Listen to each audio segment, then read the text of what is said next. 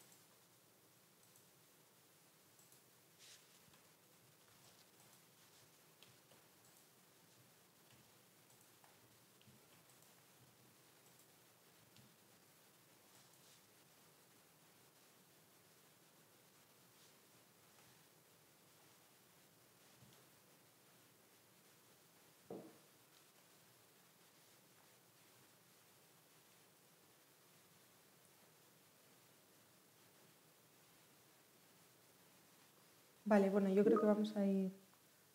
A ver, un segundo. ¿Podría ser un grupo de 4 personas? Me pregunta Javi. Preferiblemente, no, de 2 o de 3. O sea, os dije que de 3, pero bueno, si hay mucho problema con que sea de 3, pues de 2, ¿vale?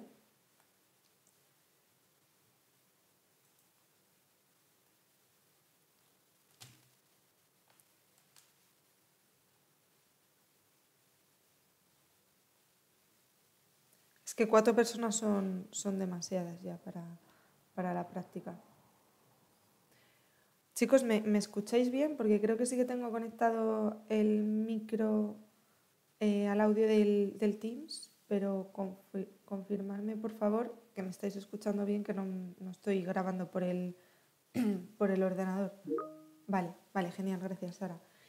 Una cosa os voy a pedir, por favor, durante la clase de hoy, si tenéis dudas, queréis que pare, que repita lo que necesitéis, habladme, ¿vale? O sea, quiero decir, no me lo escribáis por el chat, activad el micrófono, ¿vale? Y me decís, porque igual me despisto, lo que sea, no miro el chat y os quedáis ahí con la duda y me podéis interrumpir sin problema. Vale, Javier, ahora mismo, luego después de la clase, añado los grupos que me estáis diciendo. Vale, y el otro que me ha dicho Olga, ok. Vale, de los que ya están establecidos, entiendo que bien así, ¿no? Que no hay nadie que se esté quedando descolgado porque obligatoriamente, que no quiera hacerlo de forma individual voluntariamente. Vale, dame un segundo que los voy a ir añadiendo ya para que no se me pase. A ver.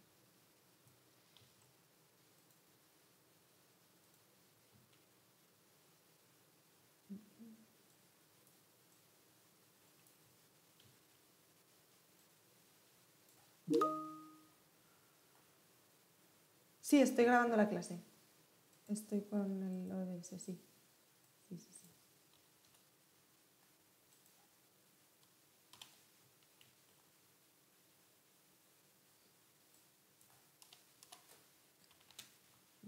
Vale.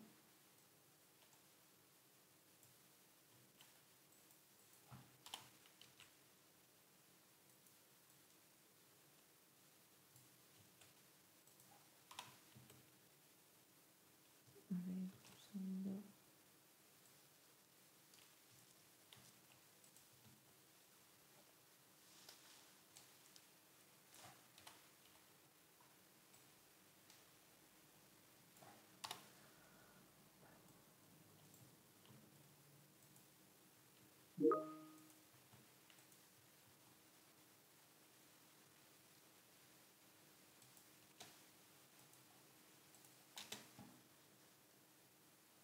Vale, un momentín, chicos. Un momento.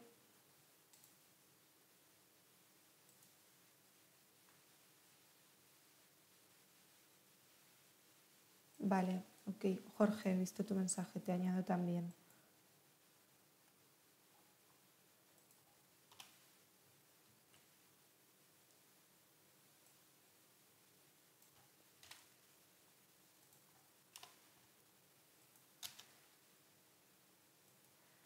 Vale, yo creo que vamos a empezar, si queréis, con que me preguntéis las dudas que tengáis de la práctica, lo vemos en un momento y luego ya empezamos con la clase de hoy, que va a ser sobre transacciones. También es acceso programático. Uy, se me queda el mensaje un poco.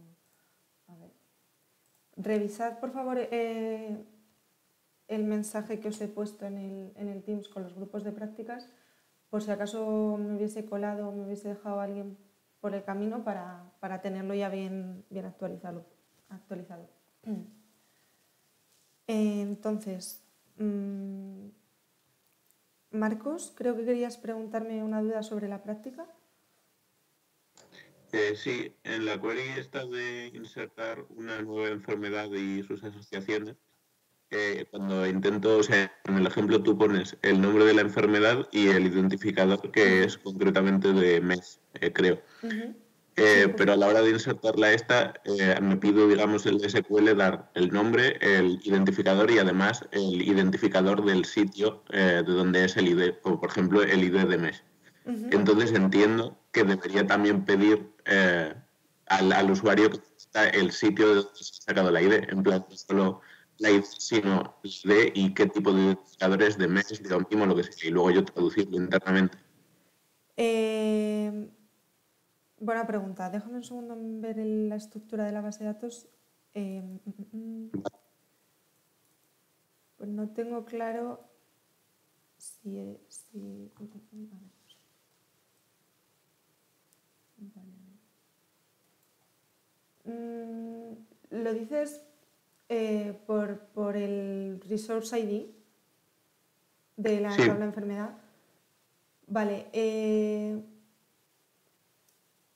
Poned ahí 1, ¿vale? En el Resource ID, da igual el que os meta el usuario, porque es que lo que tú me estás preguntando de identificador de mes o de OMIM, ese concretamente es de mes, se especificaría en lo que son las tablas rojas del modelo entidad de relación, ¿vale? Entonces, como no quiero que trabajéis con ellas, porque además no me gusta mucho cómo está modelada esa parte, lo vamos a dejar así. Así que, chicos, en la consulta 8 es, no, es la 7, la de la inserción. Dice, hay que insertar una nueva enfermedad con su nombre y la asociación con uno de los fármacos que ya esté presente en la base de datos. Os propongo que insertéis, por ejemplo, lo que es la COVID-19 con ese identificador de mes y su nombre. En la tabla de enfermedad, a ver, esperad que os comparto la pantalla.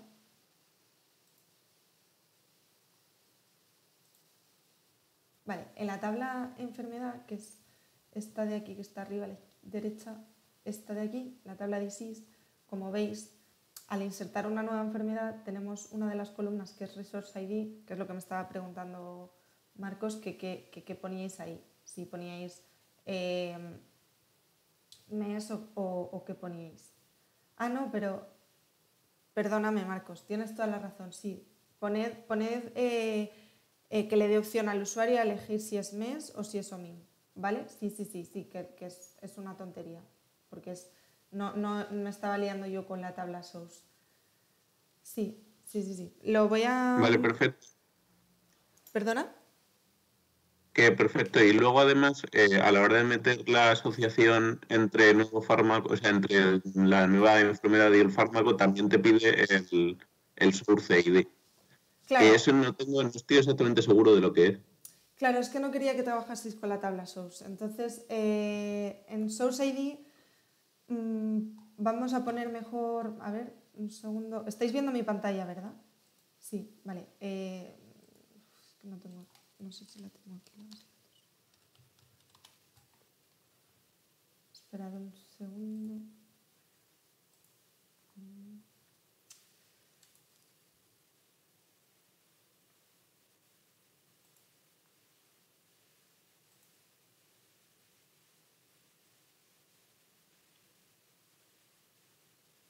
Vale, en esta también te pide Source ID. Vale, ese es el problema. Ok.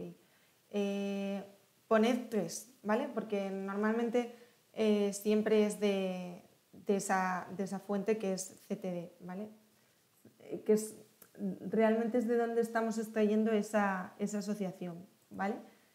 Así que os repito, a ver, que quede claro. Consulta número 7, inserción, ¿vale? Tenemos que añadir que el usuario tenga opción de insertar una nueva enfermedad, ¿vale? Con su identificador y su nombre. Como el identificador puede provenir de dos fuentes distintas, que una sería MES, otra sería OMIM, tenemos que darle opción al usuario también de que sea capaz de decidir de cuál de las dos fuentes viene ese identificador, ¿vale? Y luego, a la hora de insertar la asociación, esto va a ser transparente al usuario, lo ponéis vosotros por código y ya está. La fuente de la cual se ha extraído la asociación vamos a dejarlo como que siempre es CTD, ¿vale? Que es la número 3. Entonces, en Source ID de la tabla Track Disease insertamos un 3 sin preguntarle al usuario, ¿vale? Ahí nos da igual lo que nos diga el usuario, siempre va a ser de la fuente número 3. ¿Alguien tiene alguna duda con esto? Porque es un poquito lioso, pero...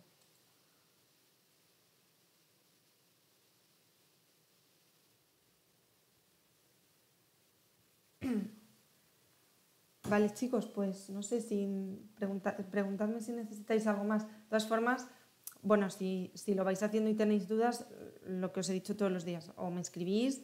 Los días 9 y 10 también voy a estar yo, estaremos haciendo ejercicios de SQL para que quede todo bien clarito y tal. Y si tenéis algún problema con la práctica, alguna duda que queráis comentar, lo que sea, también me podéis preguntar. Yo lo que quiero saber es si vais bien de tiempo, si lo veis razonable para el día que pusimos, que era el día 20, el día 20, o estáis muy agobiados, que con las clases online y eso tampoco sé muy bien cómo os estáis organizando para hacer los trabajos y os estará resultando más complicado. No lo sé, que quiero decir, que me vayáis dando un poco de feedback de cómo vais con la práctica, porque si no se queda para el 20. Si no me decís nada, entiendo que para el 20 estará, ¿vale? Bueno, pues si no hay nada más de la práctica, vamos a empezar, ¿vale, chicos? Voy a compartir.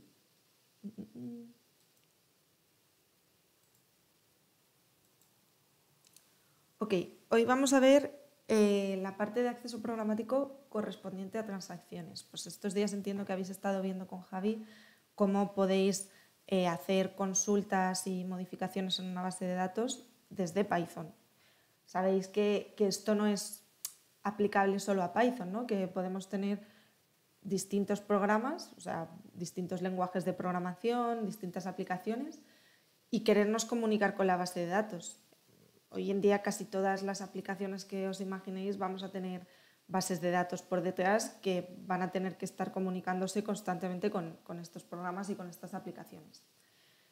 Entonces, os recuerdo que aunque nosotros para todo lo que estamos estudiando en clase de bases de datos este año utilizamos bases de datos que están en nuestra máquina, que están en local, en el localhost que llamamos. Lo normal no es eso, lo normal es que nosotros tengamos que acceder a bases de datos que están en servidores, ¿vale? En máquinas que llamamos dedicadas solo para eso, guardar datos, tener un gestor de bases de datos, como puede ser MySQL, y tener ahí pues, todas las bases de datos que hagan falta y a las cuales vamos a acceder desde máquinas que están fuera, que no están en el mismo sitio. Pues desde mi ordenador, desde el teléfono, desde donde sea, ¿vale? Os recuerdo que precisamente por eso es por lo que nos conectamos a las bases de datos a través de un host que llamamos y un puerto. El host nos referimos a él como la IP de la máquina a la cual estamos accediendo y el puerto es pues exactamente por qué vía, por así decirlo, vamos a estar accediendo a la máquina. Cuando accedemos a nuestro propio servidor, ya sabéis que la IP es la 127.0.0.1 y siempre por defecto MySQL, pero esto es cosa de MySQL, del sistema gestor de bases de datos MySQL, se entra por el puerto 3306, ¿vale? Pero ese puerto por defecto lo podemos cambiar si nosotros queremos entrar por otro sitio de la máquina, ¿vale? O sea, no es siempre tiene que ser no, porque, por ejemplo, podemos tener, por cuestiones de logística, varios sistemas gestores o lo que sea, y entonces a uno vamos a acceder en la misma máquina, ¿no? Entonces a uno vamos a acceder con un puerto y a otro con otro puerto. Precisamente queremos acceder mediante distintos puertos para poder diferenciar a qué sistema gestor estamos accediendo. Aunque realmente si tenemos varias bases de datos en una misma máquina, lo lógico es que tengamos un solo sistema gestor, a no ser que, como os digo, por cuestiones de organización o de transparencia entre datos, cosas de ese estilo, queramos tener dos sistemas gestores, que no es lo habitual. Entonces, estos días habéis estado viendo cómo se comunica Python con MySQL. Ya sabéis también que hay un sistema más, digámoslo, universal y común a todos los lenguajes de programación, que está desarrollado para eso, para solventar los problemas que pueda haber de comunicación entre las distintas aplicaciones y el sistema gestor de bases de datos MySQL, que es ODBC, ¿vale? Lo que pasa que cuando estamos programando en un lenguaje particular para el cual sabemos que ya hay desarrollados ciertos conectores o drivers o APIs, como queráis llamarlo, pues seguramente esté mucho mejor y más focalizado el conector del propio lenguaje, en este caso de Python, ¿vale? Sabéis también que hay distintos conectores, que no solo hay uno, que nosotros estamos utilizando mysql.connector, pero bueno, existen otros también para MySQL, y en la práctica al final son todos bastante parecidos, ¿ok? ¿Qué más?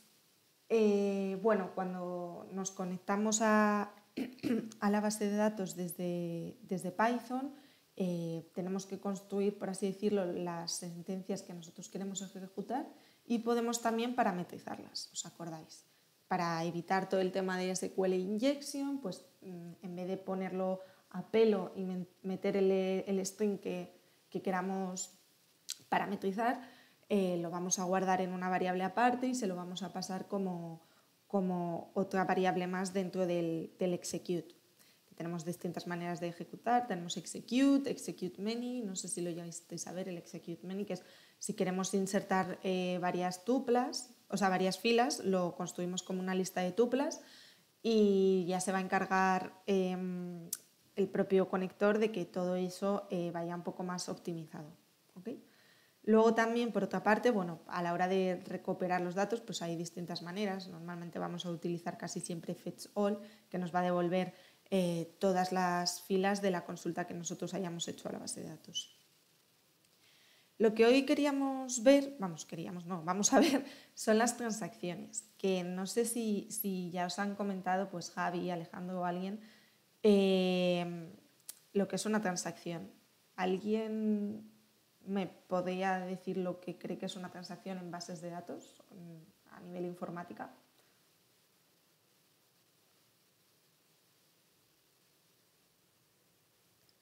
No, todavía estáis durmiendo de momento. Es un poco, bueno, ya son las 9, ya. En fin, no sé. Esto de la clase online es un poco rollo, sobre todo para nosotros. No sé si para vosotros también, pero en fin, a ver si pronto se puede volver a las clases normales, porque lo de no veros y hablarle al ordenador es un poquito frustrante. En fin, bueno, pues os lo cuento yo. ¿Sí? Que yo entiendo que tiene algo que ver con, como con el acceso concurrente y con modificar algo que es una base de datos o que se parece, pero no veo mucha diferencia, la verdad, con las modificaciones normales y esas cosas. Claro, o sea, realmente una transacción puede englobar varias modificaciones. Y ahí está el truquillo, o sea, el sentido de las transacciones. Cuando hacemos una única modificación, si la hacemos aislada de otras, también va a ser una transacción.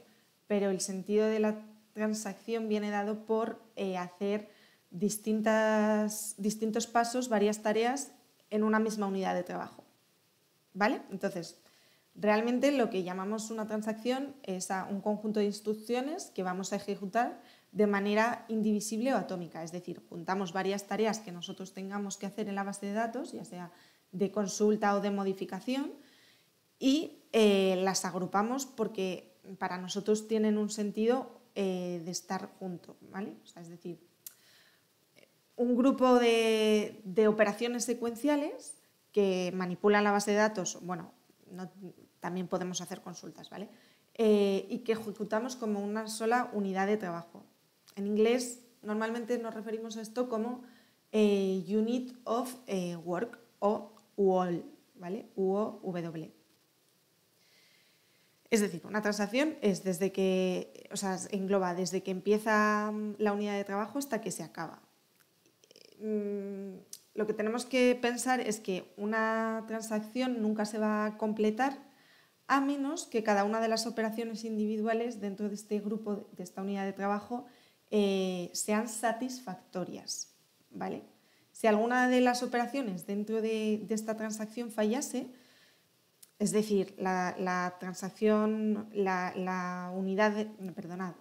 sentencia dentro de la unidad de trabajo, una de ellas puede fallar, pues entonces la transacción completa va a fallar, no va a tener un output, no se va a producir ninguna de las modificaciones, ¿vale? Como os digo, agrupamos diferentes sentencias SQL en un grupo y las vamos a ejecutar juntas como parte de una unidad de trabajo, que es lo que vamos a llamar una transacción. O sea, unidad de trabajo y transacción no es exactamente lo mismo, pero para que nos entendamos, unidad de trabajo es el agrupamiento de esas tareas que nosotros vamos a realizar, de esas sentencias SQL, y la transacción es el proceso de que se ejecute todo y que todo esté bien, ¿vale? Entonces, un ejemplo que normalmente ponemos cuando hablamos de transacciones es uno muy típico de cuando hacemos una transferencia en un banco, ¿vale? Si, por ejemplo, imaginamos que tenemos por una parte a Pepe, ¿vale? Pepe tiene en su cuenta del banco 2.000 euros. Y luego, por otra parte, tenemos a Juan, por poner un ejemplo, ¿vale? Y Juan tiene en su cuenta del banco 0 euros, está un poquito sin dinerito, ¿vale? Entonces, Pepe quiere transferirle a Juan 500 euros, ¿vale? Los pasos que en nuestra cabeza seguiríamos para realizar esa transferencia sería, bueno, pues primero, número 1, comprobar que Pepe tiene el dinero suficiente que quiere transferirle a Juan, o sea que tiene más de 500 euros. Eso con un select lo haríamos. Lo segundo, debemos restar primero los 500 euros de la cuenta de Pepe, ¿vale? Pasando Pepe a tener de 2.000 a 1.500. Y un último paso, que sería el tercero, que sería sumar esos 500 euros a la cuenta de Juan, que pasaría de tener 0 a tener 500 euros. Entonces las dos cuentas quedarían, pues, Pepe con 1.500 y Juan con 500. Sin embargo, si cuando estamos realizando estas operaciones para transferir este dinero hay un problema en el sistema o se para lo que sea, ¿vale? Justo cuando estamos haciendo entre el paso 2 y el paso 3, es decir, ya le hemos restado a Pepe los 500 euros, pero no se los hemos sumado a Juan, entonces las cuentas quedarían como que Pepe tiene 1.500 y Juan sigue teniendo 0. Entonces esto es un problema, no sé si lo veis, que ninguno de los dos estaría muy contento con esta situación, ¿vale? Porque al final, ¿dónde se han ido estos 500 euros? Se habrían volatilizado, ¿vale? Para eso es para lo que existen las transacciones, para agrupar algo que nosotros pensamos como conjunto, como unidad de trabajo, dentro de una misma operación, aunque sean sentencias distintas. De esta forma, si tenemos un error inesperado entre el paso 2 y el 3, lo que se va a hacer es ir para atrás en todas las operaciones que se han hecho dentro de esa unidad de trabajo hasta que la base de datos esté en el mismo estado que estaba antes de empezar la transacción. ¿Ok? O sea, lo que tenéis que pensar es que las transacciones tienen un comportamiento de todo o nada. O realizamos completamente todo lo que hay en esa unidad de trabajo o no va a tener ningún efecto en la transacción. Si hay algún problema en medio, es como si no hubiésemos hecho nada. Que también hay que pensar muy bien cómo hacer estas transacciones, porque igual si yo, por ejemplo, estoy extrayendo datos yo qué sé, de un texto, ¿vale? Estoy haciendo un proceso de minería de textos y tengo ya todo, voy organizando mi texto y no lo estoy insertando, sino que me espero y cuando lo tengo todo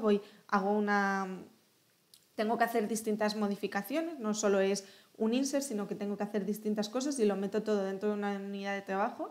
Igual tengo que hacer 500 operaciones y lo meto todo dentro de una unidad de trabajo y ejecuto la transacción. Como me dé problemas en alguno de los del final y yo ya hubiese insertado todo lo de antes bien, pues igual no es tan guay hacer la transacción tan grande. No sé si lo veis, que igual es mejor hacerla un poco más pequeña, dependerá de la unidad lógica que nosotros necesitemos, ¿vale? Si no se ha hecho bien todo, no puedo insertar, o igual es mejor separarlo en varias para que sí que se vaya insertando por batches, ¿vale? Eso ya depende un poco de las necesidades. Vale, bueno, cuando hablamos de una transacción en un sistema de base de datos, en un sistema gestor de bases de datos, lo que estamos pensando es que hay un conjunto de órdenes que se van a ejecutar formando una unidad de trabajo de forma indivisible y atómica, como veis aquí. Cuando decimos que un sistema gestor de bases de datos es transaccional, es porque tiene las funcionalidades necesarias para que estas transacciones de las que hablamos se hagan cumpliendo las características ACID, que estoy segura de que esto ya lo habéis visto, ¿vale? Que ACID significa atomicidad. Esta propiedad nos asegura que todas las operaciones dentro de la unidad de trabajo se van a completar satisfactoriamente y si no, la transacción se va a abortar en el punto de fallo y las operaciones previas son deshechas al estado anterior al comienzo de la transacción. Luego, por otra parte, la C viene de consistencia, de consistency, y asegura que la base de datos cambia adecuadamente los estados a una transacción satisfactoriamente acometida. O sea que siempre que tengamos datos en una base de datos, por así decirlo, o sea, una base de datos que sepamos que está en tercera forma normal, con las características ACID, tal y cual, sabemos que todas las transacciones que se hayan previamente acometido en esa base de datos van a haber sido satisfactorias. Luego, la I viene de isolation, de aislamiento, ¿vale? Y asegura que las transacciones operan independientemente y transparentemente unas de las otras. O sea, si estamos realizando varias transacciones, una transacción no tiene por qué saber lo que está haciendo la otra y viceversa. Y luego la D es de persistencia, de durability, y asegura que el resultado de la transacción ya acometida va a persistir en caso del sistema. O sea, si que, por ejemplo, tenemos una base de datos y ya hemos realizado las transacciones que necesitamos hacer, están todas satisfactoriamente acometidas y después hay un fallo en el sistema, cuando volvamos a levantar la base de datos, esa transacción va a estar, o sea, el resultado de esa transacción lo vamos a tener tal cual en la base de datos como lo teníamos antes de que hubiese esa caída o fallo del sistema, ¿vale? Bueno, esto ya os lo he dicho, que las transacciones pueden ser satisfactorias, que se ejecutan todas las operaciones que nosotros habíamos definido de modificación dentro de la unidad de trabajo, o insatisfactoria, es decir, que por un fallo o porque nosotros hacemos una ejecución manual de una cosa que se llama rollback, que ahora veremos, volvemos a la situación anterior a la transacción y a efectos prácticos es como si no se hubiese ejecutado la transacción. Bueno, como ya os he dicho, la transacción es todo aquello que está dentro del bloque de operaciones que la delimita, ¿vale?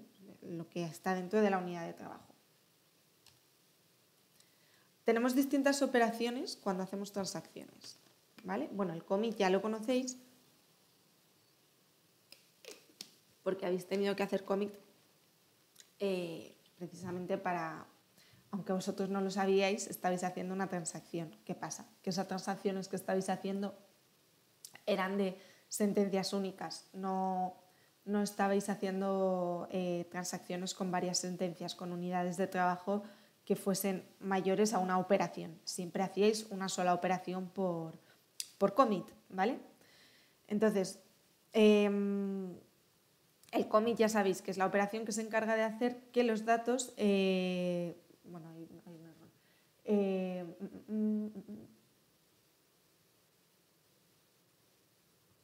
Esa frase está un poco mal, pero bueno. Nos encargamos de que justo se acometa la transacción, ¿vale? De que las modificaciones que nosotros hayamos hecho se ejecuten dentro de la base de datos. Define un final y un comienzo de la transacción. Bueno, ahora veremos que también hay otra forma de especificar que comenzamos el comienzo de la transacción, ¿vale? Pero bueno, el commit es el que se encarga de decirle acomete la transacción. Una vez nosotros hemos definido y hacemos las modificaciones que haya que hacer dentro de la base de datos. Luego, el rollback es esta función que os hablaba, que como veremos, estas operaciones en transacciones tenemos sentencias que las definen tanto en SQL como en Python, me refiero. Son funciones que por debajo son SQL, ¿vale? Todas estas funciones están desarrolladas para los sistemas gestores de bases de datos, pero el propio MySQL conector de Python tiene desarrolladas sus funciones que se encargan de que se ejecuten estas funciones SQL en el sistema gestor, ¿vale? Que no os liéis con eso, que esto es todo bases de datos, ¿eh? Esto no es Python. Lo que pasa es que el MySQL conector tiene implementadas estas funciones para que ya se llame a SQL y SQL en el gestor lo haga, ¿ok? Entonces, el rollback, como os digo, es una función que deshace todos los cambios desde el comienzo de la última transacción. Por ejemplo, nosotros a mitad se está ejecutando una transacción, nos damos cuenta mientras se está haciendo que en realidad no queríamos hacerla porque había un dato que nos interesaba muchísimo y estamos haciendo deletes por un tubo y donde se ha ido nuestro dato todavía no se ha acabado de ejecutar la transacción o se ha acabado de ejecutar pero queremos volver al estado previo, pues hacemos un rollback y vamos a volver a tener lo que teníamos antes de ejecutar de acometer la transacción, ¿ok? Y el autocommit simplemente es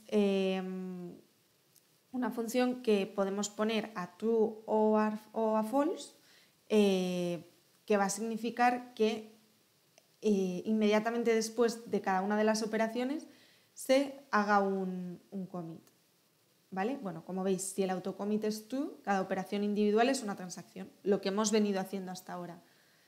Y si el autocommit es false, hay que definir con las operaciones que vayamos a hacer cuándo empieza y cuándo acaba la transacción. O sea, qué conjunto de sentencias o operaciones o tareas están dentro de una unidad de trabajo, ¿vale? Si ponemos, como os digo, el autocommit a true, es como si ejecutásemos un commit justo detrás de cada operación. Por defecto, ahora lo veremos, pero el autocommit en el MySQL Connector viene a false, ¿ok? Porque no es algo que queramos tener a true. Igual, por ejemplo, en el Workbench, sí, de hecho, juraría que en el Workbench está puesto a true, ¿vale? Porque cada vez que hacemos una sentencia en el Workbench queremos que se acometa, queremos verlo, pero desde una aplicación, al contrario, ¿no? Siempre es como preferible que nosotros decidamos cuándo acometer la transacción dado que seguramente hagamos varias operaciones, no vayamos a querer siempre una operación por transacción. Bueno, otra de las operaciones que hacemos en transacciones es Start Transaction, que realmente esta función lo único que hace es delimitar el comienzo de una transacción nueva, ¿vale? Así, junto con el commit, podemos definir cuáles son las operaciones que van a entrar dentro de una transacción. Cuando tiene sentido es cuando el autocommit es igual a 1, ¿vale? Aunque podemos hacerlo igual cuando esté false. O sea, cuando tenemos el autocommit igual a true, es decir, lo tenemos activado para que el código reconozca que queremos delimitar una transacción, lo que le decimos es que Start Transaction en el punto donde vamos a definir las sentencias que van a formar parte de la unidad de trabajo. ¿Ok? Pero claro, si tenemos el autocommit a false, como vamos a tener que hacer un commit cuando hayamos acabado de definir las sentencias que se incluyen dentro de nuestra unidad de trabajo, no es necesario, aunque se puede hacer, pero no tiene sentido. ¿Lo entendéis? Si veis qué tal, me paráis, ¿vale? Entonces,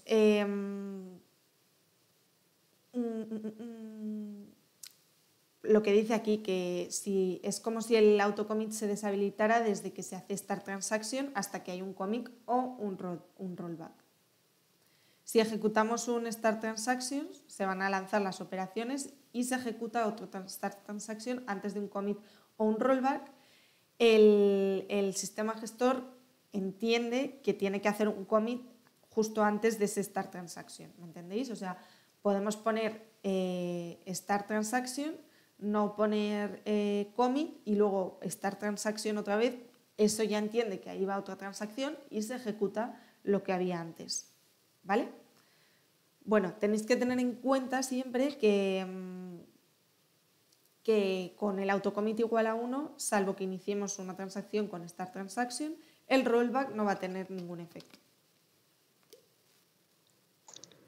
Una duda, realmente, o sea, cuando tienes el autocommit como 0, entiendo que cada distinta operación SQL de modificación lleva su commit distinto, por así decirlo. Entonces, usar el Start Transaction con AC0 realmente te puede permitir hacer varias de estas operaciones y que todas tengan, por así decirlo, el mismo commit, ¿no? ¿El mismo? El mismo commit, o sea, que el commit sea para todas juntas y el rollback sea para todas juntas en vez de por separado. Claro, claro. O sea, tú cuando tienes me has dicho el autocommit a 0, ¿no? Sí. Cuando tienes el autocommit a 0, justo puedes hacer esta transaction, el conjunto de operaciones que vayas a meter dentro de la transacción, o puedes poner el conjunto de operaciones dentro de la transacción y luego hacer el commit. Eso es lo que me estabas preguntando. Es que no Sí, o sea, que le veía una utilidad también hacerlo con el AC0, que es que todo claro, el commit vaya para toda junta. Claro, sí. Realmente el autocommit igual a 0 es válido y el autocommit igual a 1 es válido también. Dependerá, tendrá sentido utilizar el autocommit igual a 1 cuando tú vayas a querer hacer muchas operaciones individuales como transacciones y cuando necesites realizar alguna como transacción de varias operaciones, entonces ya hacemos el Start Transaction sí, el Start Transaction, vaya. Pero realmente lo que tiene más sentido en una aplicación es que el autocommit esté a 0. Por eso el autocommit viene por defecto en false. Justo, sí. Vale. ¿Sí? Sí. Ah, ok. Vale. Es que no sé si es mi altavoz, pero lo oigo un poco distorsionado. Vale, bueno. Pensad, os doy 2 minutos para pensar cuántas transacciones habría aquí. Si tenemos en cuenta... Bueno, no os digo nada. Pensadlo un pelín, 2 minutos.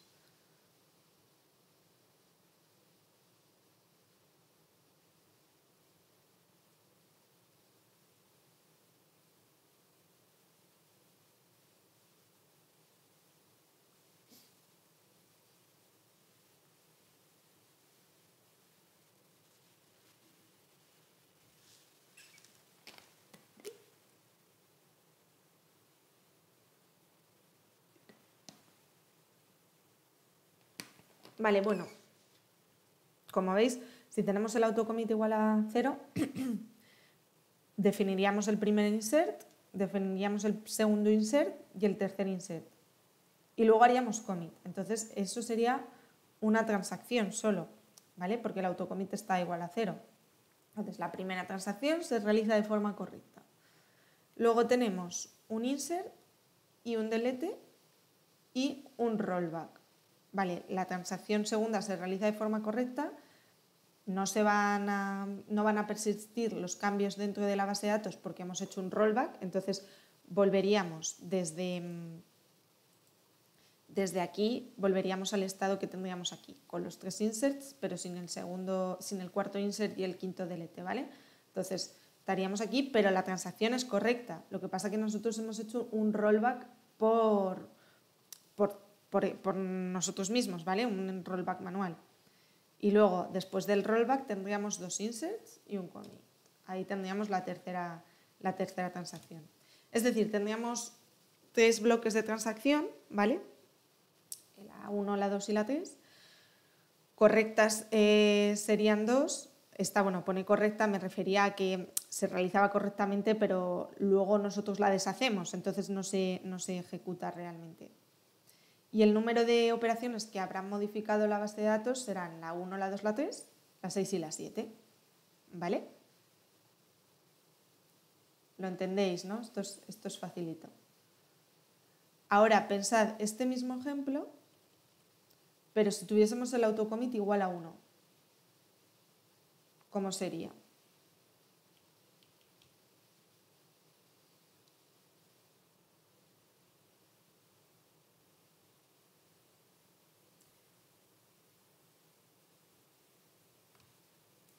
Bueno, vamos a verlo con un start transaction aquí en vez de con el commit, que realmente es lo mismo, bueno, no es lo mismo exactamente, pero al tener el autocommit igual a 1, haríamos el primer insert, que se ejecutaría y se insertaría correctamente. Luego el segundo insert sería una segunda transacción que se ejecutaría y se insertaría correctamente. Y el tercero, lo mismo, ¿vale? Ahí tenemos, al tener el autocommit igual a 1, es decir, el autocommit activado, tenemos 3 transacciones en vez de 1. Luego especificamos start transaction.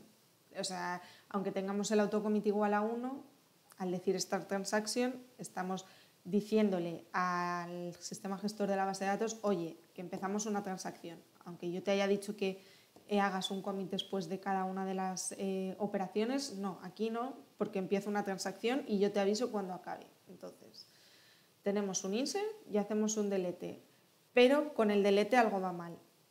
No por nuestra culpa, sino porque hay un fallo en este delete, va mal, y se hace un rollback al punto anterior, ¿vale? Como no tenemos luego ya un commit, hacemos el insert y el insert de la 6 y la 7 y esta transacción, la 5, no se va a ejecutar, ¿vale?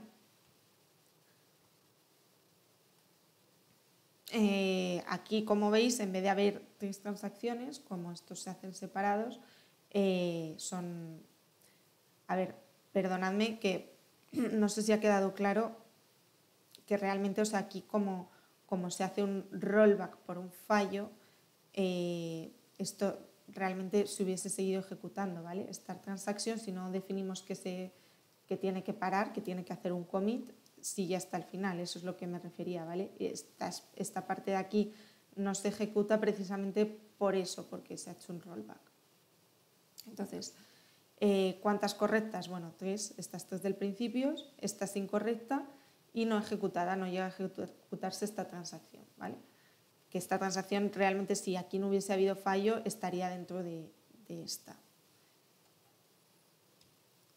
Bueno, cuando hacemos una transacción con Python, así como pasos generales, no siempre tiene que ser así, porque como veis es un poco a decisión de lo que el usuario necesite, vamos, el usuario, la lógica del sistema que estemos montando nos pida. Primero estableceríamos la conexión con la base de datos, ya sabéis, con el punto connection, punto connect, perdón, y luego prepararíamos las sentencias de SQL que se van a ejecutar, ya sean de pues, inserts, deletes, si alguna parte de la transacción tiene que haber una query, pues un select, lo que sea, ¿vale?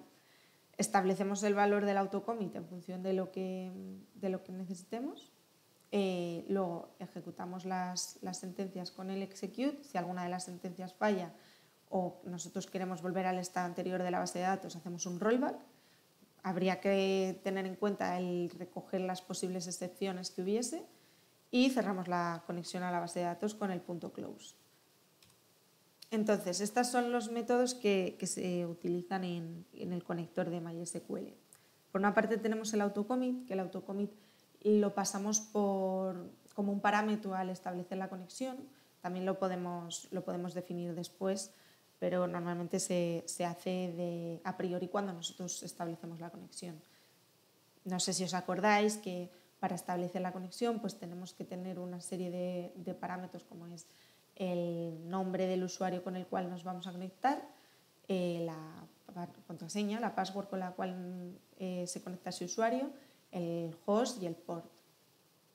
Y que esos parámetros se los podemos pasar a pincho, pero no es lo más recomendable. Para la práctica podéis hacerlo si queréis, pero bueno, para la vida real que lo sepáis, que normalmente se tiene un ficherito aparte y tú lees de ese fichero, porque no quieres que cualquier persona que tenga acceso a tu código, a tu programa, sepa las credenciales de acceso a la base de datos. Entonces, normalmente lo que se hace es eso, pues tener o un JSON o una lista fuera del propio programa, la lees, la cargas en el programa y entonces ya se la pasas al conector como parámetros de conexión.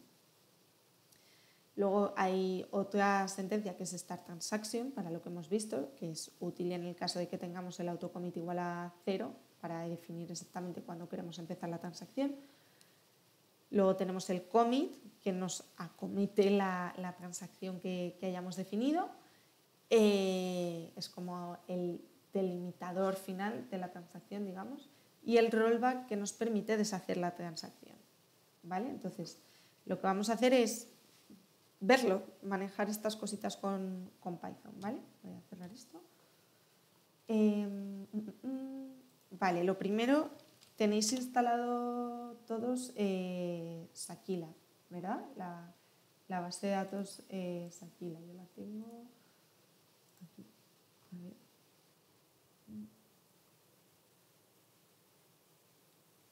Aquí la veis, ¿no?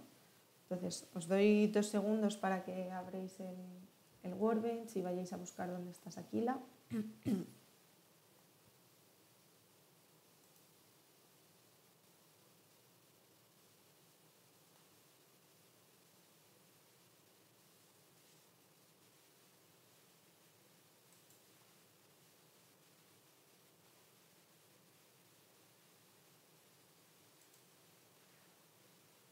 Chicos, bueno, no os lo he dicho, pero luego subo las diapositivas tanto a Moodle como al Teams, y los fragmentos de código que utilizaremos hoy también os los subo después de clase, ¿vale? O sea que si alguno se pierde o lo que sea, me dice. De todas formas, paradme con el código, que en clase esto es mucho más fácil porque veo si lo habéis acabado o no lo habéis acabado, pero aquí me es imposible.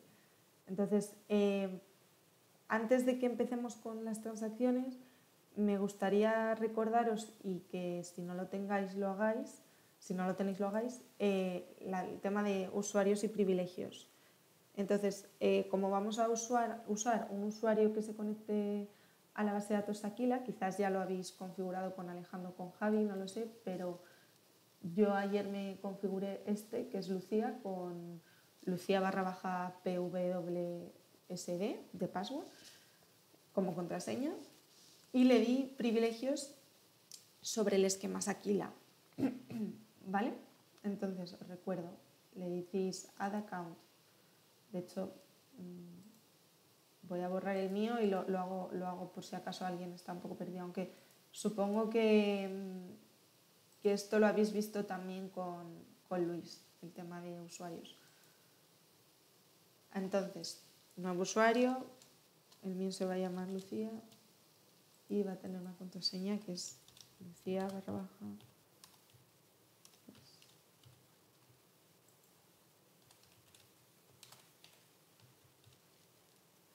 Y le voy a decir que tenga privilegios sobre un esquema concreto que es Aquila. Le decimos que va a tener todos y le damos a play. Ok, pues ya tengo mi usuario que voy a utilizar, ¿vale? Cierro aquí. Entonces, bueno, os cuento, yo normalmente utilizo pues no suelo utilizar Python con un editor de texto y luego ejecutando desde la ventana de comandos porque me es un poco incómodo. Aparte de que hay IDEs, es decir, intérpretes, que supongo que ya los conocéis, me supone más, o sea, me parece más sencillo tener a lo mejor un Jupyter Notebook, que me parece que también los habéis utilizado alguna vez, o pues eso, o Spider o PyCharm o alguna herramienta de estas. Para la práctica, si queréis programarlo con el IDE, sin problema, porque luego yo, aunque lo ejecute desde el terminal, podéis programarlo igual. Quizás se vea un poco distinto en la ventana en la consola de comandos de Linux que en la de Windows, que luego si lo hacéis desde el IDE la consola será un poco distinta cuando os proponga, o sea, cuando vosotros desarrolléis el menú pues igual se ve un poco diferente, pero ningún problema porque no me importa, ¿vale? Entonces, y tampoco pasa nada porque tengo, o sea, si lo hacéis en Windows, lo abriré con Windows, y si lo hacéis en Linux, lo abriré con Linux, o sea que sin ningún problema, ¿vale?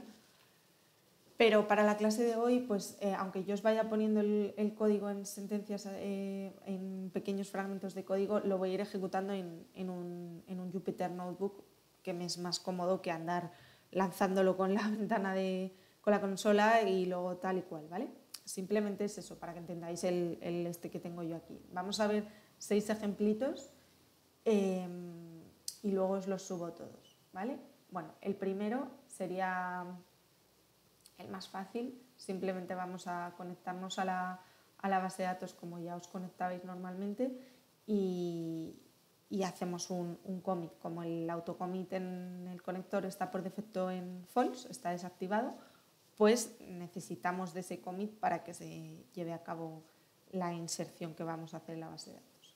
Entonces, necesito que defináis primero, antes de nada, dos sentencias de SQL. Una va a ser los inserts que vamos a hacer, que yo, por ejemplo, voy a insertar un nuevo actor, que soy yo, y con una fecha ahí de inserción, ¿vale?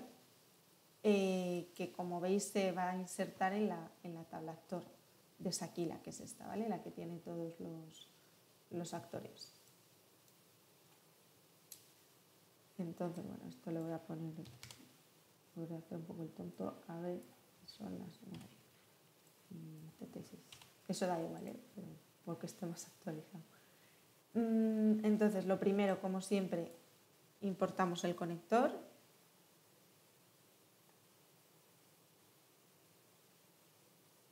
Y definimos la sentencia.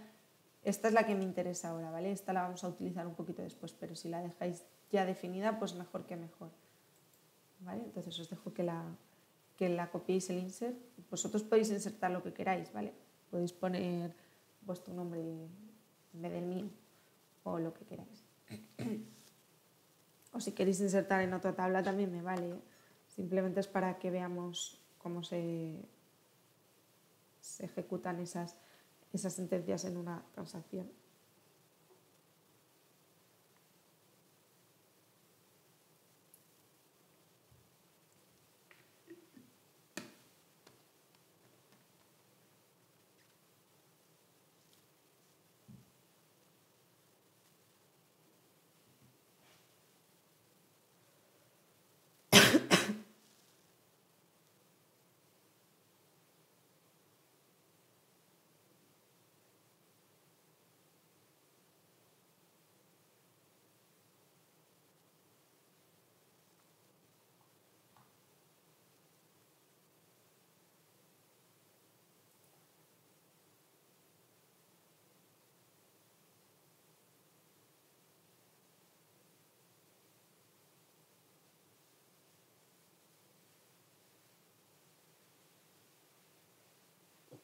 Una preguntilla, sí que tienes ladeadas, ¿hace falta sí o sí ponerlas? O...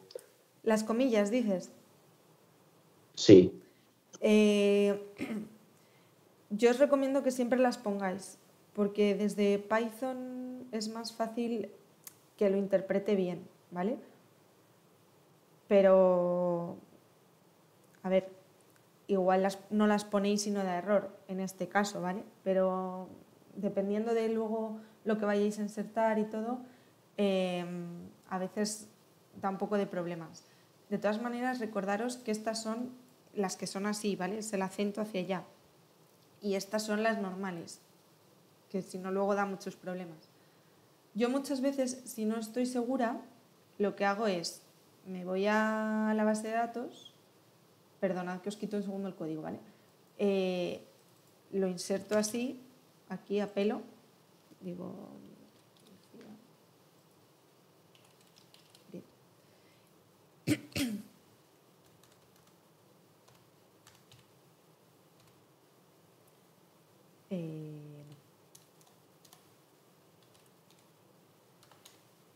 No.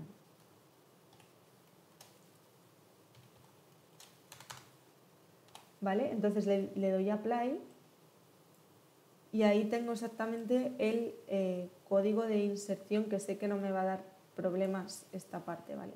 Porque aunque hiciésemos, es verdad que podríamos hacer insert into sakila.actor sin las comillas giradas, actor ID, first name, sin las comillas. Eso es, si lo hacemos directamente con SQL, con MySQL en el Workbench o desde el propio servidor, si nos conectamos directamente al servidor por la consola o lo que sea, eso no nos va a dar error sin las comillas, pero al ser desde Python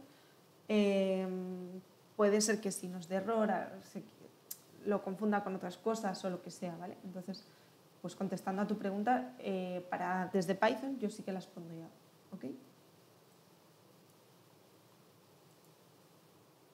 vale, gracias. Nada.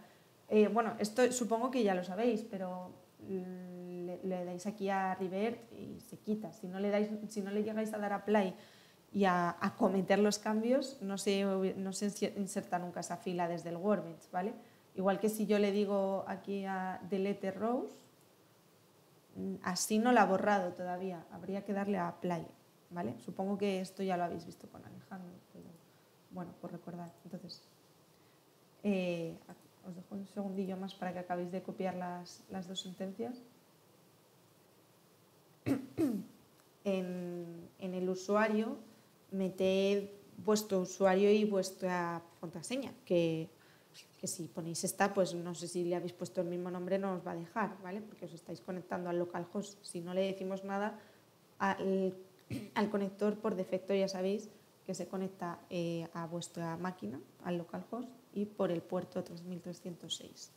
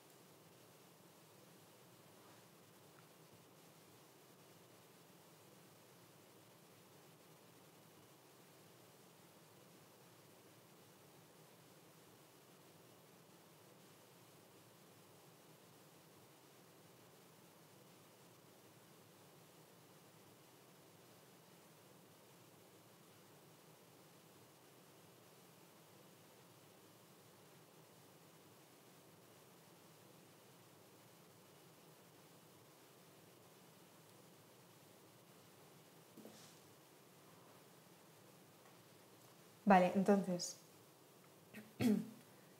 nos conectamos a la base de datos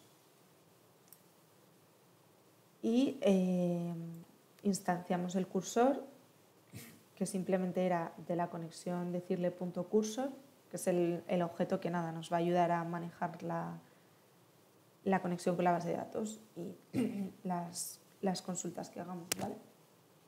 Consultas o operaciones de modificación, lo que sea, ¿vale? Entonces, estas queries no las he puesto parametrizadas, pero ya sabéis que si por lo que fuera quisiésemos insertar estos campos de aquí de una variable que tuviésemos en Python, pues simplemente, o de varias variables que tuviésemos en Python, sería meterlas aquí, ¿vale? Parametrizadas. Bueno, entonces, me voy a ir un momento a mi Jupyter Notebook. Voy a ejecutarlo desde aquí. Vale, esto es lo que tenéis, ¿no?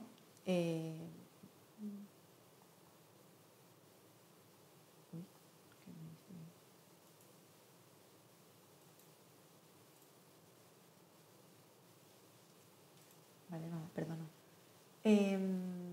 Ejecutamos, ¿vale? Que como hacemos, aunque el autocommit esté en false justo después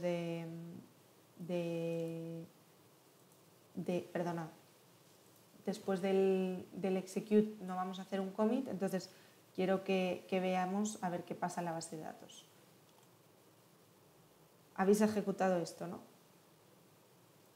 Nos vamos a la base de datos, o sea, lo único que hemos hecho ha sido definir la conexión, instanciar el cursor, hacer un execute de la secuencia, de la sentencia de insert y cerrar la conexión directamente, sin hacer un commit.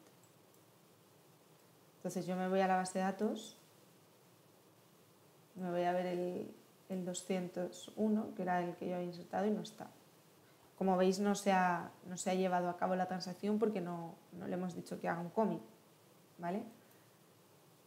Con el mismo código que teníamos, este de aquí, pero poniendo un commit, simplemente añadiendo el conexión.commit después de hacer el execute, vamos a ver qué pasa.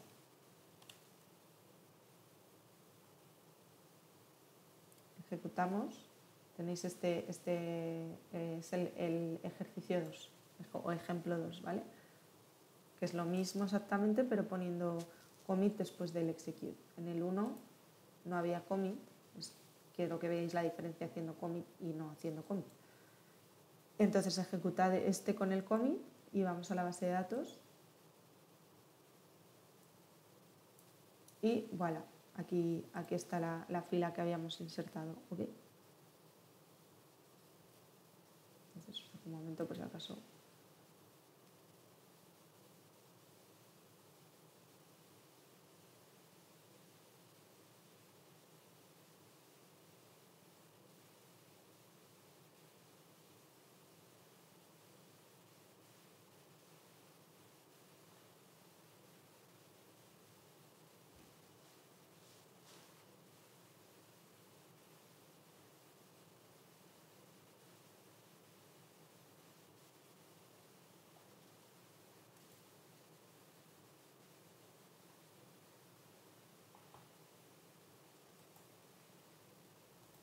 Perdonad.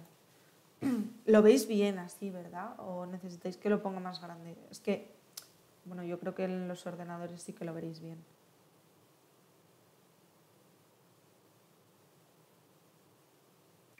Sí, se ve bien. Ok, genial. Vale, pues vamos con la tercera, que es vamos a ver poniendo el autocommit to. Entonces, quiero que pongáis el autocommit to, que como veis lo definimos dentro de la conexión a la base de datos, y que no hagáis commit después del execute, ¿vale? Que quitéis ese commit que habíamos añadido, pero pongamos el autocommit to.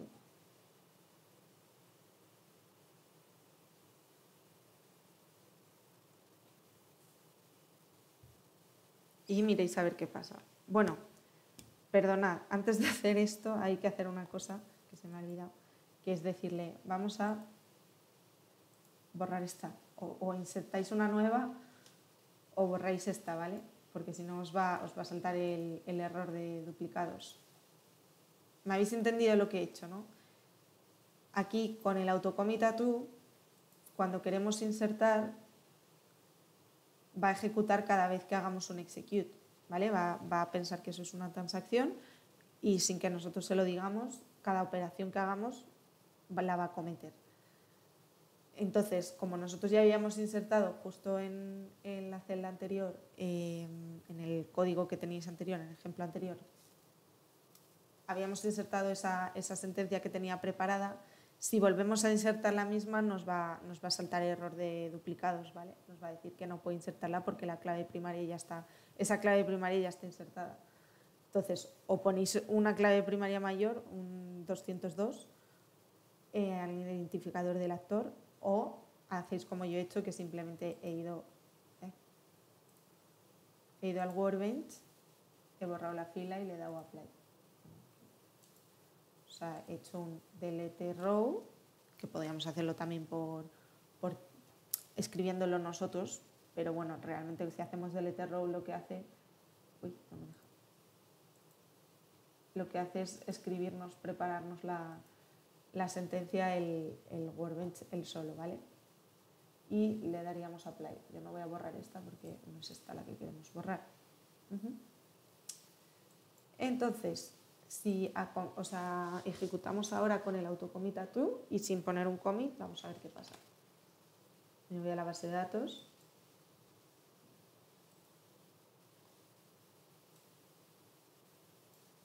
Y ahora sí que lo he insertado también, ¿vale? O sea que ahí tenéis la diferencia entre cuando pones el autocommit a true de cuando está en false y no haces commit, porque si lo tienes en false, que es el valor por defecto, y no haces commit, no se van a insertar los cambios en la base de datos. Vale, entonces voy a borrar en la fila otra vez.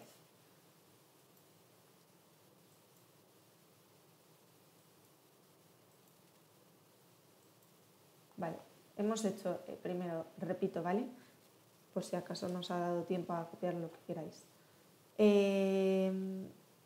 Primero hemos intentado insertar la sentencia de insert con un nuevo valor para un actor nuevo en la tabla actor. Y lo único que no le hemos dicho que haga commit. Como el autocommit está desactivado por defecto, al intentar hacer este execute no vemos cambios en la base de datos. Después, hemos hecho lo mismo con el autocommit sin activar, pero haciendo un commit justo después del execute. Entonces, en este caso, sí que se nos han insertado los datos que queríamos. Luego lo que acabamos de hacer es, en vez de tener el autocommit en false, lo hemos activado, lo hemos puesto a true y no hemos hecho el commit aquí como hacíamos antes.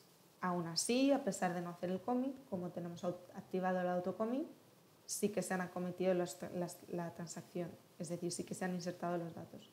Dado que el autocommit lo que hace es que cada vez que hagamos una operación haga un commit inmediatamente después de cada operación. Vale, vamos con el ejemplo 4. Os recuerdo, después de cada una de las inserciones hemos borrado esa fila para que no nos saltase error de duplicidad. En este ejemplo, lo único que quería que vierais, volvemos a desactivar el autocommit, es que aunque no cerremos la conexión, el commit se ejecuta, ¿vale? No es que haya que cerrar la conexión para que podamos ver los cambios, sino que aún no cerrando la conexión vamos a poder ver estos cambios que hemos hecho, ¿vale? Entonces yo lo voy a ejecutar aquí sin cerrar la conexión. Me voy al workbench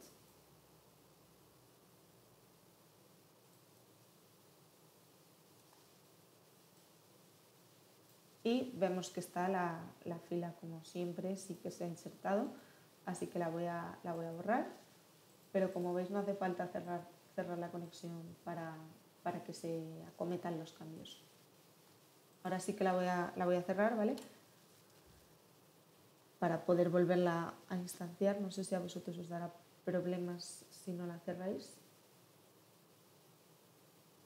Vale, entonces hemos hecho el 4. Vamos a por el 5. Ahora lo que vamos a hacer es con el autocommit. A ver, dame un momento. Este es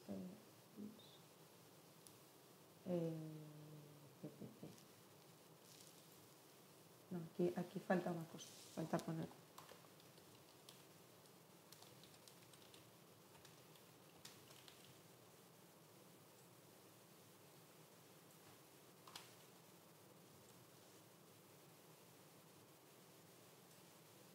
Vale, como veis, lo que quiero que hagamos ahora es que hagamos un start transaction con el autocommit a tú, ¿vale? O sea, sí, justo el autocommit a tú. Como veis, lo que vamos a hacer es conectarnos a la base de datos, activando el autocommit, para aislar las dos sentencias en una sola transacción, que se ejecuten las dos dentro de la misma unidad de trabajo, tanto la sentencia de insert como la sentencia de delete en una sola, ¿no? Para eso lo que le decimos es que start transaction y luego justo inmediatamente después le decimos que ejecute esas dos sentencias y luego le decimos que las acometa. Ya sabéis que si, por ejemplo, aquí pusiésemos otro start transaction y tuviésemos otras dos sentencias, no sería necesario otras dos o otras 20. No sería necesario poner el commit, ¿vale? Pero bueno, es simplemente para que lo veáis. Realmente el ejemplo no tiene mucho tal, porque como vamos a insertar algo que luego vamos a borrar, pues no vamos a ver nada en la base de datos, ¿vale? No lo vamos a llegar a ver. Pero quería que vieseis, sobre todo, que comentéis y descomentéis el start transaction, ¿vale? Porque con el start transaction lo que hacemos es que si no definimos el start transaction, una vez ejecutado el insert, si paramos justo ahí el programa y vamos a la base de datos, sí que lo vamos a ver la nueva fila. Pero como está todo dentro del mismo programa, si yo hiciese dos celdas aquí, por ejemplo,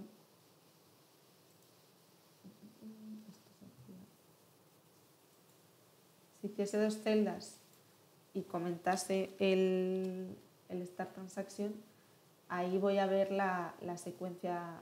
Joder, con la secuencia estoy obcecada. La sentencia que hemos dicho de insertar, los datos de esa sentencia van a estar dentro de la base de datos, ¿vale? Pero al estar todo dentro del mismo programa no es realmente muy buen ejemplo, pero simplemente para que veáis cómo se utiliza el start transaction, ¿vale? Así que copiadlo, probadlo. Si queréis definir en vez de una secuencia de insert y otra de delete, definiros vosotros otra secuencia de insert y diferente, y que veáis cómo funciona, ¿vale? Entonces, bueno, os dejo 5 minutillos para que probéis esto, como os digo, y me contáis si tenéis algún problema. Yo creo que vamos a acabar un poco más pronto, ¿vale, chicos? Porque nos queda una, pero... Perdón, entonces lo que cierra una de las transacciones es el connection.commit. Espera, es que no te he entendido. Lo que cierra al final, ¿qué? Es el connection commit. No te he entendido la palabra de en medio. Sí, quiero decir, o sea, la transacción la abres con el start transaction y se cierra en el momento en el que pones connection.com. Sí, con el commit. Lo que pasa es que aquí, como tenemos el autocommit a tú, en general no nos haría falta decirle connection commit, porque cada vez que tú acometas, ejecutes una sentencia, ya se va a dar por hecho que eso es una transacción y que se tiene que acometer una vez declarada, ¿no? Como estamos estableciendo el start transaction, lo que hacemos es decirle, oye, aunque tengas el autocommit a tú, espera porque vamos a hacer una transacción aquí. Entonces, hasta que yo no te diga que pares, que puedes parar tanto porque haga commit como porque haga otra transacción que sea con un start transaction, ¿vale? Hasta que no tengas una de esas dos condiciones de parada, no insertes las cosas, porque todo esto va a ir dentro de una misma transacción, ¿vale? O sea que normalmente el commit delimita el final de la transacción, pero como con el autocommit ya se da por hecho, no lo vamos a tener en esos casos, a no ser que específicamente queramos agrupar varias sentencias en una transacción, que entonces sí que vamos a necesitar que esté presente pues, el start transaction o el commit o otro start transaction que defina el límite de la transacción anterior. ¿Me entiendes? Vale, sí. O sea, es como para darnos el autocommit true en un momento dado. Claro, o sea, ¿no? es para, efectivamente, o sea, como con el start transaction le estamos diciendo, oye, aunque tengas el autocommit a true, aquí quiero empezar una transacción, no me hagas commit de todo lo que te voy a decir ahora hasta que yo no te lo especifique. Vale. Pero, ¿Vale? o sea, estamos haciendo lo mismo que el ejemplo que teníamos el autocommit a false y hacíamos luego un commit al false. No, o sea, el resultado es el mismo. Efectivamente, eso es. Lo que pasa es que aquí, o sea, lo que puede tener sentido esto es cuando tenemos que ejecutar muchas sentencias como unidades individuales, no tenemos que hacer unidades de trabajo, ¿vale? Sino que cada operación queremos que se ejecute nada más definirla, ¿vale? Que se acometa nada más ejecutarla, serían los términos correctos. Pero puntualmente vamos a necesitar que haya una transacción que agrupe varias sentencias, varias operaciones. Entonces es cuando tiene sentido tener el autocommit a true y definir un start transaction y un commit o un nuevo start transaction, ¿vale? Vale, perfecto. Ok. Vale, esto quería juntarlo.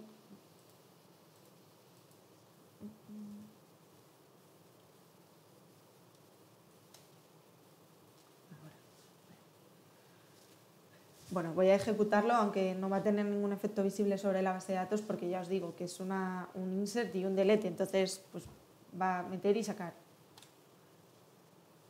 Entonces, si vamos a la base de datos, pues no debería haber nada, vamos, no debería estar esa fila insertada. Correcto, vale. Entonces, hemos hecho el ejemplo 5, ¿vale? El ejercicio 5. Os digo los números por si luego, cuando os pase los fragmentos de código, necesitáis rechequear algo, ¿vale? Vamos a ver ahora con el autocommit a false cómo se puede hacer un rollback, ¿vale? ¿Cómo podemos hacer nosotros a mano un rollback? Os repito que si dentro de una unidad de trabajo alguna de las operaciones da error, él mismo va a hacer el rollback, ¿vale? O sea, lo que estamos haciendo aquí es forzarle a que nos dé un error, pero a ver, ¿cómo me explico?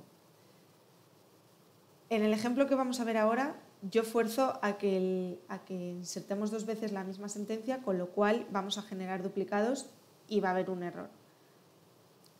En un caso normal, el propio sistema gestor de bases de datos haría un rollback y volveríamos al estado anterior de la transacción.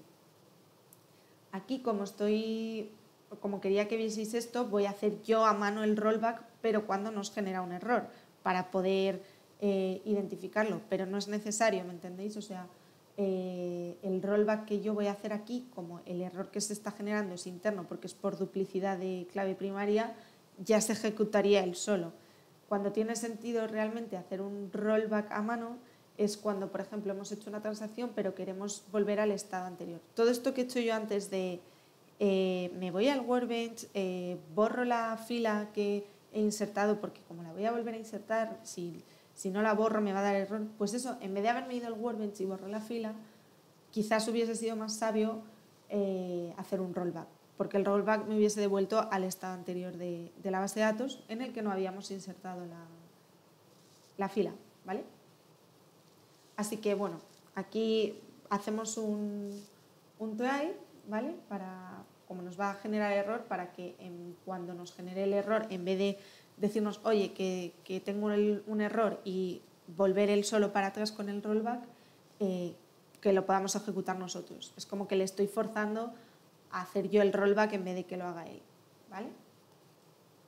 Entonces, bueno, supongo que sabéis un poco de gestión de errores, el try except, el else y el finally, ¿vale? El else es simplemente si esto no me da error, me mete en este, ¿vale? Si esto me da error, me mete en el except. Y pase lo que pase el except o pase el else, siempre ejecuta después de todo ello el finally, que no sé si lo conocíais, porque normalmente se empieza sabiendo el try except, pero el else y el finally en el try except también son bastante útiles. Si por ejemplo aquí vamos a hacerlo un momento, no duplico, ¿vale? No duplico la sentencia, os voy a dejar 2 minutos para que copiéis y ahora me voy a la explicación.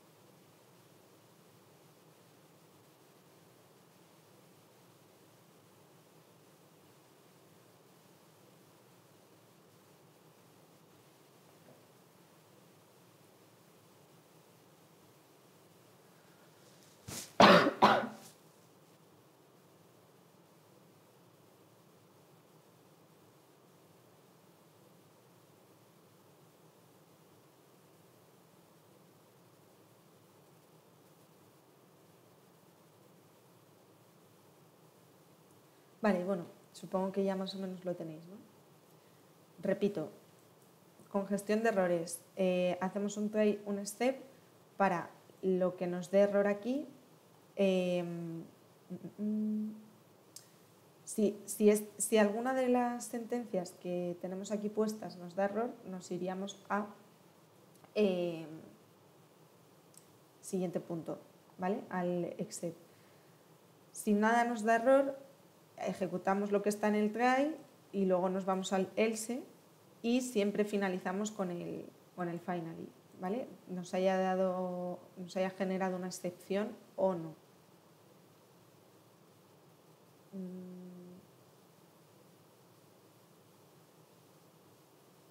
Dejadme pensar un segundo. Vale. Bueno, en este caso, como veis, voy a hacer un print aquí para que veáis si se me hace aquí.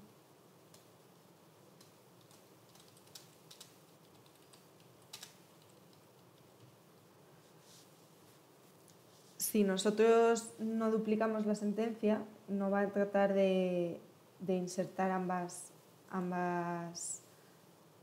filas y no generaría duplicados, ¿vale? No habría duplicidad de clave primaria. Entonces, no nos tendría que dar error y no se metería en el step, sino que iría directamente al else, ¿vale? Vamos a probar.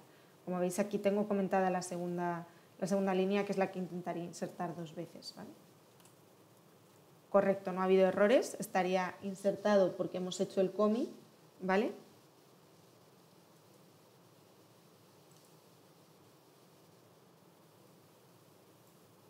Y efectivamente estaría aquí la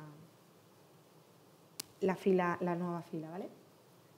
Bueno, como he cerrado la conexión, no podría hacer un rollback ahora de esa fila, pero si no la hubiese cerrado, podría poner un rollback y entonces ya nos quitaría la nueva fila que hemos añadido, que la voy a quitar yo aquí, a manita.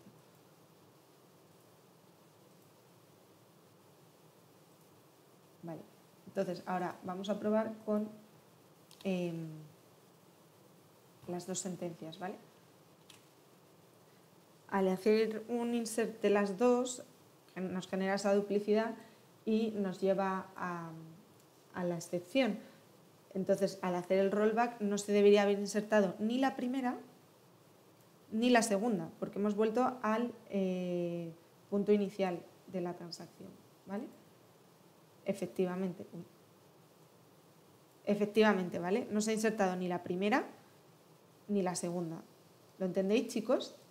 No se ha insertado ni esta ni esta.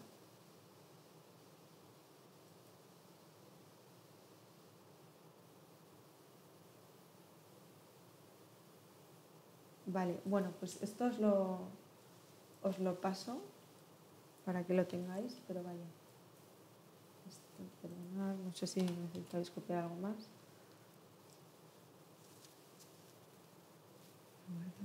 Vale. No sé si tenéis alguna duda, si queréis comentarme algo. Algo de Python, a lo mejor.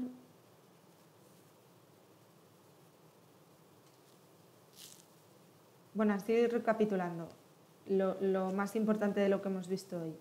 Las transacciones que nos ayudan a definir bloques de sentencias, lo que llamamos unidades de trabajo, que nos tenemos que asegurar que se ejecutan o todo o nada, ¿vale? Entonces, para eso lo que hacemos es o poner el autocommit a true para que cada operación individual se haga un commit después de ejecutarla, o ponerlo a false y definir nosotros los bloques de trabajo. Con el autocommit a 1 también podemos definir nosotros los bloques de trabajo con un start transaction, que en algunos lenguajes también lo podéis ver como begin en vez de start transaction.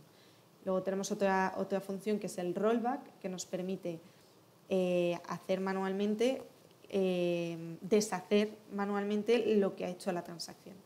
Internamente el gestor, si hay algún problema dentro de la transacción, hace solo el rollback y nos devuelve un estado anterior de la base de datos, ¿vale? Nada, el commit delimita normalmente el final de la transacción y poco más. Eso, el autocommit, el commit, el rollback y el start transaction. Esas son las 4 cosillas que tenéis que saber. Para la práctica, realmente esto, como queráis. O sea, podéis ponerlo el autocommit a 1 y evitaros historias. Realmente la mayoría de las consultas que se os piden en la práctica son consultas, no son modificaciones. Así que con hacer commit, si no al final, también os vale, como prefiráis. Mientras lo indiquéis en el PDF lo que habéis elegido y seáis consecuentes, ¿vale? Me vale, me da igual que uséis uno que otro. Simplemente que sepáis para qué sirven y las utilidades que nos dan luego cuando necesitemos una lógica un poquito más complicada por detrás. ¿Vale? Voy a dejar de compartir mi pantalla ya. Espero que ya más o menos todo lo hayáis copiado. Si no, ya os digo que os lo voy a subir ahora mismo. Y no sé si queréis que veamos algo más. Si no, por mi parte, yo creo que por hoy ya hemos terminado.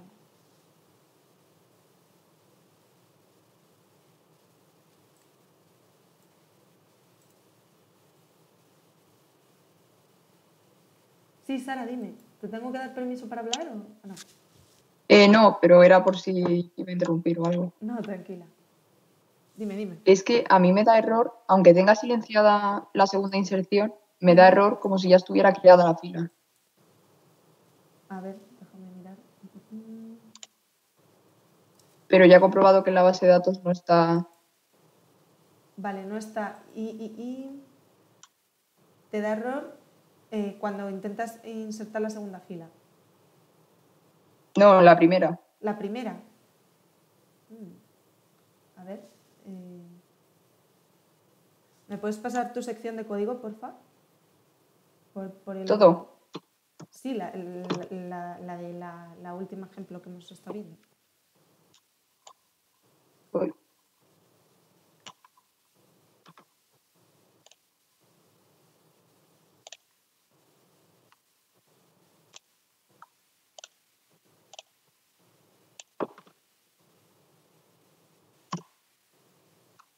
Vale, a ver.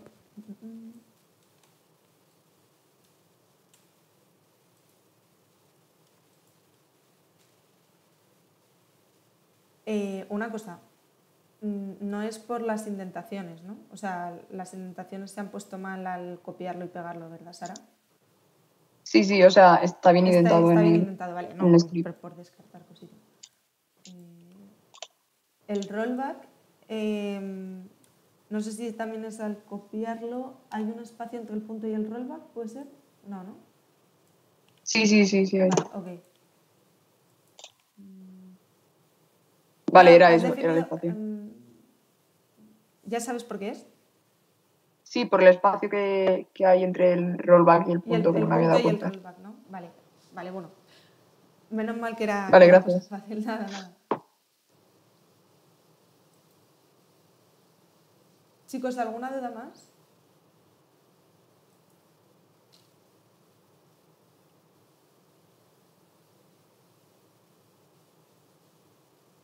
Bueno, pues yo por mi parte creo que además ya son y 10, así que yo creo que ya podemos ir acabando. Lo que os digo, mañana tenéis con Luis, la semana que viene estaré yo también el jueves y el viernes en principio. Dudas de práctica, lo que necesitéis, y haremos ejercicios de SQL que os vendrán bien para sentar un poco y para el examen también, me imagino. Así que genial. Trabajaremos también con Sakila en principio. Y poco más. Ahora subo todo a Moodle y ya pues me decís si necesitáis lo que sea, ¿vale? Nada, chicos, pasad buen jueves y buen puente la semana que viene. Igualmente. Gracias. Gracias. Hasta luego. Hasta luego.